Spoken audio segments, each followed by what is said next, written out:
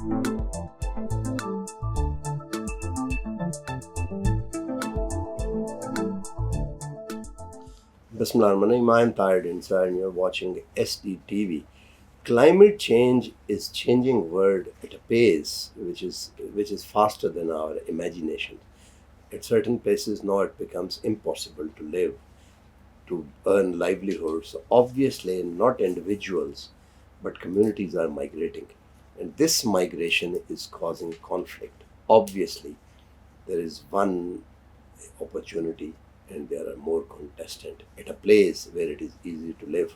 So that is a whole new world of academic research and discussion. The word has, which it has taken the world by a storm.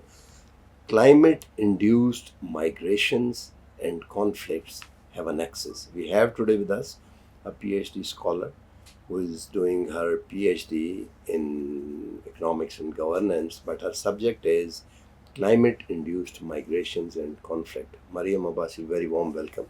Say something on that and we'll dwell further on the topic. Thank you. You have kind of given the baseline of that, what the basic thing is. Due to climate change, these droughts, sea level rise, glacier meltings, these climate extremes are causing migration within country, but across countries as well. And as people migrate, the climate victims migrate from one place to another place. The conflicts are created during migration and at destinations where they settle down. Based on, of course, and that conflict is, of course, leading to security issues in lots of areas. For example, in areas of Sudan, in few areas of Pakistan as well, there are security issues related to that as well, because they come with livestock, and at destination areas, those livestock and those farmers, they enter into the fields of the people who are living at destination areas. These migrants enter into their fields, so those kind of creates conflicts. And of course, resource competition is there. For example, water availability, we have issue of water scarcity in Pakistan. It's the issue in other parts of world as well, especially in developing countries. So those kind of friction leads to extreme violence as well. For example, in Africa, you would say there is intense conflicts between armed forces who are deployed for biodiversity conservation designated areas, and between the climate migrants who are migrating from 1800 centuries. So these are these areas are not much explored in academics, like you mentioned, but it's a new area which I'm exploring in my research. But if we, obviously it's happening in Africa and at other places as well, conflict has a tendency to force people to migrate. We have seen in Ukraine, it's not a climate induced, but conflict due to they're going to Europe. Then from Syria, they went to the Europe, and there were whole new issues related to the governance of those who were coming in. Pakistan is a north-south country, and all the rivers and they flow from the north and come down to the plain in the south and further south, where all the food is, it's a food basket. Most of the population is there. 9 biggest city of Pakistan, out of the 10 biggest, 9 are either on a confluence of some river or at the border of the Indus River, or within the 50-kilometer diameter. So the river plays a part, and the migration is all along these. Even if we go to the ancient time, when the Aryan come here, they come from the east and north of the Caspian Sea. And so do you think for Pakistan it has serious connotation? And I'm asking for a reason. Because of the rising temperature, now it is possible to grow wheat up in the Himalayan mountains, and the grazing pastures are dwindling. So obviously, so what is the picture for Pakistan? Well, the climate change has kind of two ways impact, I would say. Due to extreme heat and temperatures, there would be some parts of the world which would be converted and be livable, but there would be lots of areas throughout the world, including Pakistan, which won't be livable. For example, Jagabad and Sibi, for years, it's not livable anymore because the temperature is 50 50-degree plus temperatures over there. But as far as your question is concerned about Pakistan, of course, the conflict is not like at a bigger scale, I would say.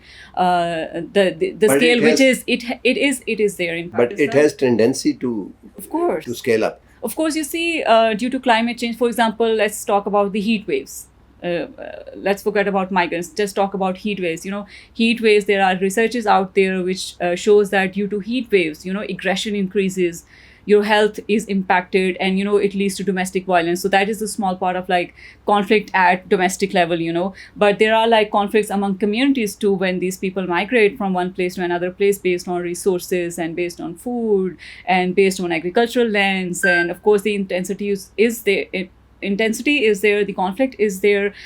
The scale is yet to explore, which I would be exploring during my PhD, and in coming years I'll have like more data to talk in terms of like statistics right now. But so far, whatever I'm like reading or whatever stakeholders I'm talking to, the conflict is there in areas of, I would say, Balochistan because of climate change, in areas of KP, in areas of Gilgit-Baltistan because in southern Punjab, because these are the worst impacted Are areas we of developing in Pakistan? This crisis has reached at a place where it is developing into some sort of footprint or in a pattern at a very rudimentary stage right now. But still, do you think it has reached that point, or it will take another couple of years? I think it will take some time, to show its like bigger impacts before it's like uncontrollable. But it's In a still decade there. or less than decade? I think it would be less than decade. It's just the matter of Few years. few years, and it's just the matter of not highlighted in a way those conflicts are happening on ground. So it's still there, but it's not being told or highlighted. What should we do? Well, In Pakistan, I'm especially saying, because most of the migration is internal in Pakistan, because highest mountain in the plains, sub-zero temperature and 50-degree plus Celsius.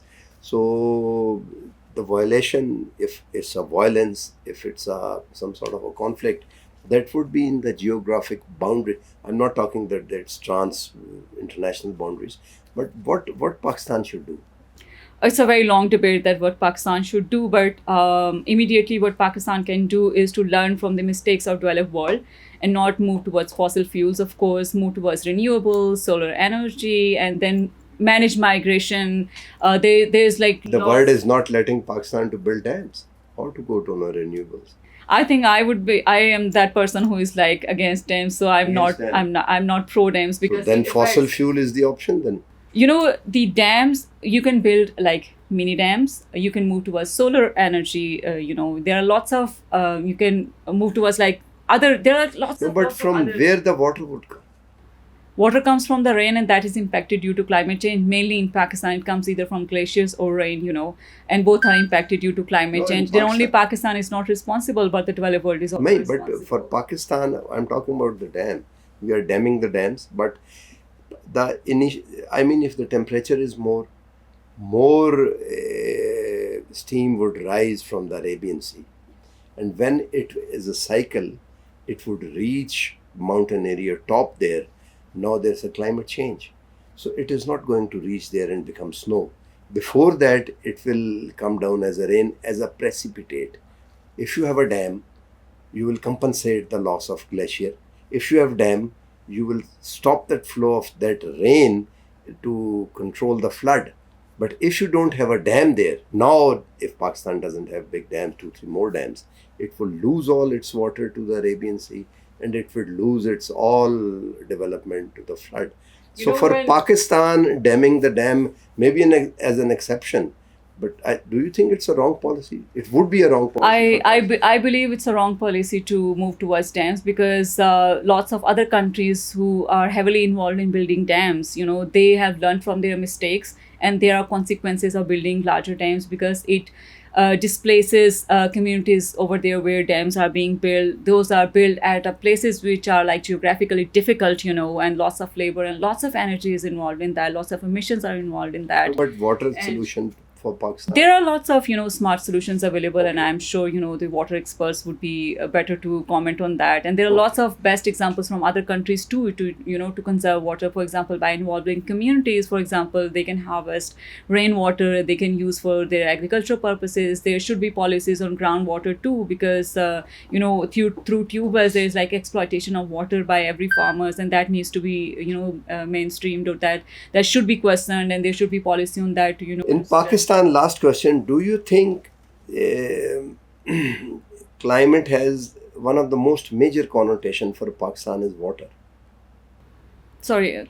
I mean, one of the most significant thing for Pakistan, which is related to climate change, is water.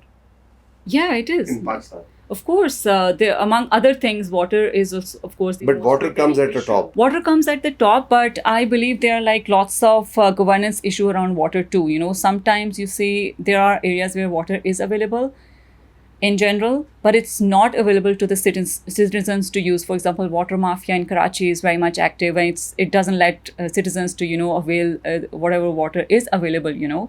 So it's not that we are running out of water right now due to climate change. The consequences are there, but there are strong governance issues and institutional issues at place, which needs attention and which can be solved. Right. Thank you very much. The bottom line is climate change is here and it's going to stay. Now, the world must adopt to the new realities. Unfortunately, Pakistan did not contribute much in creating this situation, but it's one of the worst victims among the top 4 or 5 countries which are being affected from the climate change. And on top of that, there are 2 issues. One is water, its availability, and its non-availability also at the wrong time. There is enough water, now it would be precipitated as rain. So Pakistan must do something on that. Water conservation and availability of the water, one issue is this. And obviously, second is the livelihood at a place where the communities are living.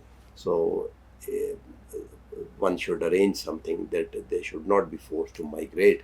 And we have seen when Atabad Lake was created because of incidents, there were so many communities, they were displaced. Most of them left their original place and now they are living in cities like Islamabad and other places. With this, we come to the end of this program. Bye for now.